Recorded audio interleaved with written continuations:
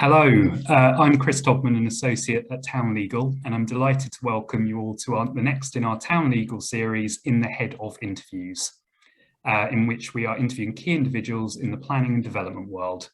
This week, we are very excited to be interviewing one of the busiest people in planning I know, who's kindly made the time for us today, Graham Stallwood, the Director of Operations at the Planning Inspector. Hello, Graham. Hi, Chris. Nice to see you. You too, you too. So Graham has been at PINS now for 2.5 years, where he's responsible for the strategic operational leadership for around 600 case officers, planning officers and inspectors across England. Graham has come from a long career in local government, most recently Kensington and Chelsea, where he was the Executive Director and Director of Planning. And that's incidentally where we also met as well, being also a Kensington and Chelsea former employee, and we've had some very memorable late night committees together in the past, and then before that several other key planning roles, Windsor and Maidenhead, Chiltern District Council, Broxbourne Borough Council. So that is a very whistle-stop tour of Graham's background. It really doesn't do him justice. And he's involved in a huge amount of initiatives in the planning world to improve and streamline the planning system in the UK. And so we're incredibly lucky to have him here today. So with the introductions done, we'll start with the actual interview itself. So the first question is, what has been your proudest achievement to date in your career? I'm going to be a bit cheeky, Chris. I think I'm going to refer to two things. So, firstly, I was part of RTPI volunteering for about 17 years or so, and I came back a long time. I chaired RTPI South East, 2005, 2006-ish, and I started getting involved in national RTPI work. When I first started getting involved in that kind of work, it was a very old-fashioned organisation in my view. It was very dominated by white men. Many of those have been around in a position of influence for a long time, and over many years, many people were involved in trying to change that. But my real proud moment came not long before I stepped down as chair of the Board of Trustees. So this is around about back in the 2018, early 2019. And we held the elections for our General Assembly and for our Board of Trustees, and used the banner, "Be the change you want to see." It was part of a concerted effort to get our governance bodies more representative of our membership, more representative of the communities that planners serve. And I mean that in the broadest sense, so including industry sectors, including geographies, as well as loads of other kind of characteristics. And my pride, if you like, was that election was a pivotal moment. I can remember vividly standing up at the beginning of 2019, welcoming people to the General Assembly, welcoming a whole load of people I hadn't met before, welcoming some back as well. We had the most diverse Board of Trustees we've had in the 10 years that I've been part of the board, and the General Assembly itself it went over 50% female membership. We started to get a much better ethnic diversity, and it was the real turning point in diversity in RTPI's work. And it was only the following year that the wonderful Wei Yang became vice president, when she's had a fabulous presidential year. So my role in that, and seeing the pride of my profession kind of responding, was great. And then secondly, probably what I achieved with my team in my first 3 or 4 years at Kensington and Chelsea. So I arrived as head of development management about 10 years ago now. And my task was to turn around a struggling team of really talented people who needed a leader. So we were really under threat of government intervention because our planning performance was not good. But it was a great team. We brought some additional people in as well. We modernised the way we worked. We made some difficult decisions about how we spent our time. We introduced what was at the time a really first-class pre-application advice service. Others then copied it, which was very flattering for us. We achieved new standards of transparency. The planning officer's file was completely live and public. Everyone could see what the planning officer could see. And we started proactive enforcement work in a way which took a lot of people by surprise in its approach. So when I look back at those times, I think to myself, wow, you know, we had probably one of the most effective development management teams in London at the time. We achieved so much in such a short space of time. And I reckon that was undoubtedly the most talented group of people I've ever worked with. I'm very proud of what we did together. Here, here. I can definitely vouch for that firsthand. Fantastic group of officers, expertly led by Graham for sure. Yeah, yeah, both amazing examples, and yeah, I can understand why you're incredibly proud of both of those achievements. So the next question we have is, what career lesson would you pass back to your younger self? And we have a photo to share, I believe. I'm just see if I can work out how to bring that up while you talk. Okay, but, yeah, it's obviously me, but I've got maybe a little more hair at the time. Well, I think yeah, look at that. I think my each today. no different. I think my advice would be, you succeed by being you, and you don't succeed by trying to be somebody else. So my career low point was definitely at a point when the leaders around me tried to turn me into a different kind of leader. That wasn't because they weren't happy with what I was doing, but they wanted something different at that particular time. And their attempts took away what made me good at what I was doing, and what made me and my team perform. And by taking away or trying to make me a different type of leader, it actually made me perform less well, my team perform less well. I had far less confidence, and the engagement with your team suffers, and it takes a long time to recover it. So, you know, my advice is really about, we're all good at some things, we're all less good at others. We can learn to be aware of how we behave, we learn to be aware of how we react, how we work best, how we respond to others. We're always working hard to create conditions for others to thrive, but embrace who you are, the way you are, the positivity around the way you work and what energizes you, and don't try and be a different type of person. It won't work for you, and it won't work for anybody else. Fantastic message. Let's drop that one off. I'm good, we can get rid of that photo now. Oh yeah, it may come back later, who knows. I'll see how my IT skills go. So the next one is actually an optional question, which you can obviously choose to answer or not. So the question is, have you ever had an "I told you so" moment, and who was that person and what did you tell them? Obviously you can part answer that as well. Well, yes, of course, I've had plenty of "told you so" moments. Yeah, you don't spend 20 years working in planning in the public sector and not have any, really. I probably can't tell you the ones I'd really want to share, either those conversations with politicians or with residents. But I think it's after we stop recording, maybe.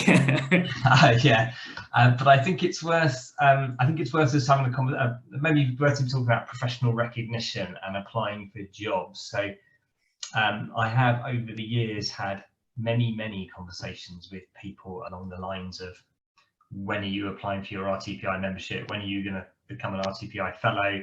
Are you applying for that job? Are you applying for that promotion? And in my experience, people in the planning world are very modest about their own abilities, very modest about their own achievements, very modest about their own potential. And they're often keen to emphasize the team or other factors that contributed to the outcome, and not always recognize the importance of their own role.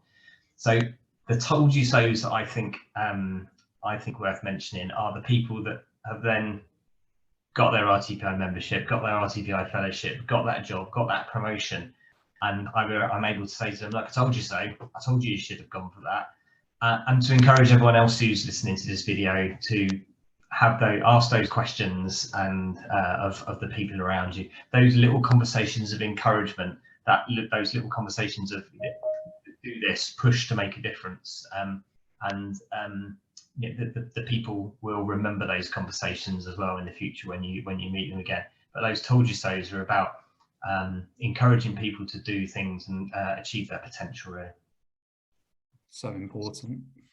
Really good. Certainly is. So thank you for answering that one. I don't know how many in the series have actually chose to answer that one, but that was excellent. So the next question is, how did you choose your career path, or how did it choose you? Well, it definitely chose me. So I owe a lot to two of my senior school teachers, Mr. Palmerley, my geography teacher, and Mr. Greenwood, one of my science teachers. Mr. Palmerley, my geography teacher, told me about planning. He introduced me to it. He knew I enjoyed geography. He knew I was particularly interested in the people side of geography and human geography. And Mr. Greenwood, my science teacher, happened to be involved in organising work experience. And he organised me work experience when I was about 14 at Essex County Council. And it was a bit of Essex County Council dealing with their own planning applications and consultations from the districts. So I went along and spent some time there, and I absolutely loved it. I went back to Essex again to do some more work on census analysis in the 90s, mid 1990s. I can remember somebody there telling me that actually what we really needed to do was have data standards and join up our data sets, and wouldn't it be great if we could join them up? What could we learn? You know, I'm still hearing that conversation now, like 25 years later. But the rest is history, really. After those trips to Essex County Council, it's the insight from my two teachers made me aware of planning, and the rest is history. And then I think I kind of think of my leadership career as being a slightly separate one, albeit it's in the planning sphere. So I fell into team management, really. There was an opportunity that came up when I was at Chiltern District Council. I was young. I was only about 26, and I took the opportunity. I stepped out of management again to do some kind of normal planning work again, but the lure of management leadership was too much, and yeah, that's where I found my niche, kind of modernising, improving services, bringing management and business ideas into planning departments. Yeah, I could see what could be done, and I think probably now I've brought that experience to what's the biggest challenge I've faced so far, really. So bringing a digital and a customer focus to the Planning Inspectorate's work. It's rich, it's with talented, committed people, but for a long time it's not had the investment in the right areas where it should have done. Now I've got to find ways to improve that performance and improve it sustainably as well. I think we can do that, but the scale of the challenge is definitely the biggest I've faced so far. Yeah, certainly no small challenge. But if anyone can do it, it's you. I wish I had your confidence. So the next question, I think you might have a prop here. So it's what is your favourite place? So it's in a work context, it's definitely sitting in front of a planning committee. That's the favourite bit of any job I've ever done. But outside of that, anywhere on holiday on the Cornish coast. So here's a nice picture of the Cornish coast. This is Kynance Cove in Cornwall. But really anywhere on the Cornish coast would be my choice, really. It's the colour of the water, the smell of the sea, the noise of the waves, the coastal paths, the getting lost when you're finding yourself around a coastal erosion place, stopping for a Cornish pasty for lunch. Yeah, all that kind of together just immediately transports you into a different world, a world of relaxation, so far from the day-to-day busy life that we have, particularly when I was working in London every day and travelling into London and sitting on the tube and all the rest of it. It's just a world away from that. So definitely anywhere in the Cornish coast.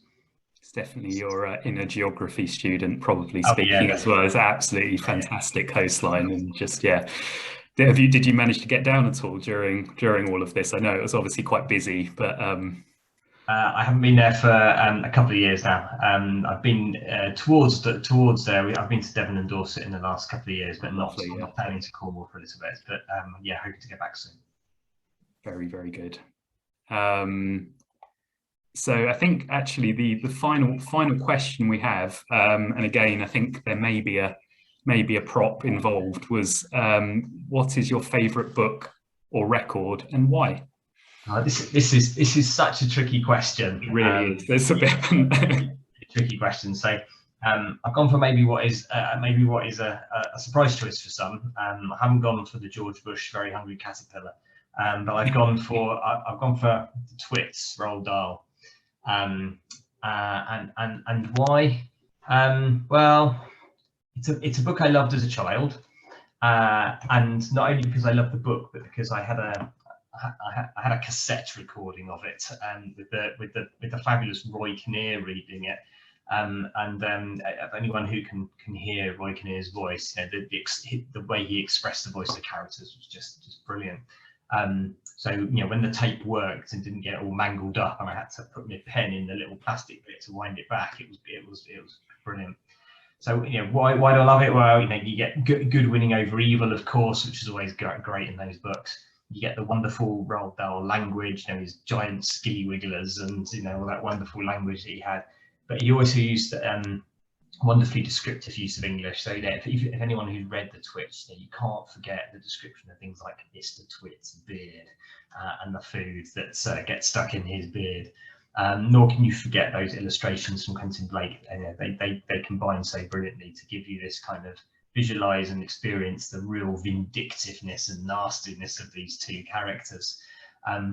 You get the moral lesson at the end of how the animals put aside their differences and they work together for a common good.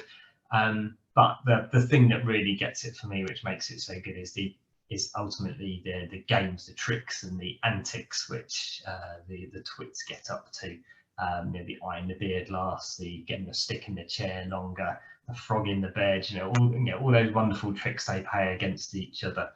And I thought a bit about whether I should use this, because we maybe look at Roald Dahl a bit differently these days. Now we've got better sight of some of his beliefs, but I don't think his beliefs stop the book itself from being an absolutely wonderful book, whether you are an adult or a child, for that matter. Yeah, no, absolutely. That just you talking about that teleports me back. I can actually see the Mr. Twit beard Quentin Blake picture with all of the different bits in it. Yeah. No, zoom in. Everyone can remember the zoom in. There's like what's in it zoom, which is fabulous. Yeah, absolutely brilliant. No, fantastic choice. And a good way to finish up the interview. Good triumphing over evil. Absolutely, and working together for common good, which is absolutely exactly plans are about. Exactly. So I think all that remains to be said is thank you so much for joining us, Graham. That was really, really brilliant, and I know how busy you are, so yeah, really appreciate you taking the time. Very, very welcome. Good to catch up. Absolutely. So that's it for today, and so thanks all for joining. Cheers. Thank you.